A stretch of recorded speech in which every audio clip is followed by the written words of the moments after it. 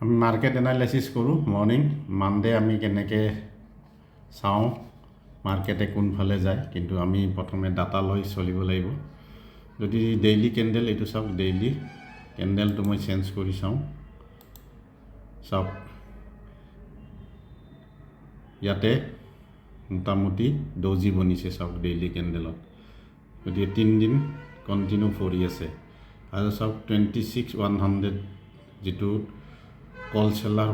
1.1 কৰোৰ আহি গৈছে আৰু পুট চেলাৰ টোটেলি এক্সিট মাৰি দিছে গতিকে 26,100টো ডাঙৰ ৰেজিষ্টেঞ্চ হৈ গ'ল গতিকে এইটো ৰেজিষ্টেঞ্চ হিচাপে লৈ 26,050টোৰ মোটামুটি ৰেজিষ্টেঞ্চ যদিও পুট চেলাৰো আছে 26,000ত কিন্তু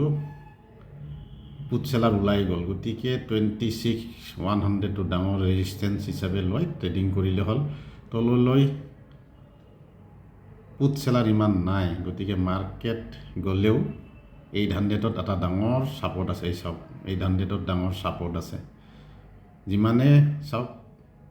যিমানে মাৰ্কেট পৰিছে একবাৰ দুবাৰ তিনিবাৰ চাৰিবাৰ এইটো ডেইলি কেণ্ডেলত আল্টিমেটলি ইয়াৰ পৰা মাৰ্কেট আকৌ বাউন্স মাৰিছে গতিকে 800টো আমি এটা ছাপৰ্ট লৈ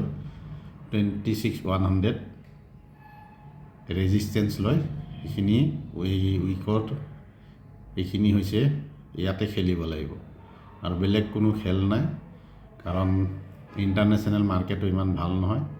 গতিকে ছাপৰ্ট ৰেজিষ্টেঞ্চটো খুব দৰকাৰ হৈ গৈছে যদি উঠেও এইটো ফলছ উঠিব গতিকে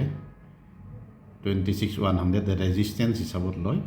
ট্ৰেডিং কৰিলে হ'ল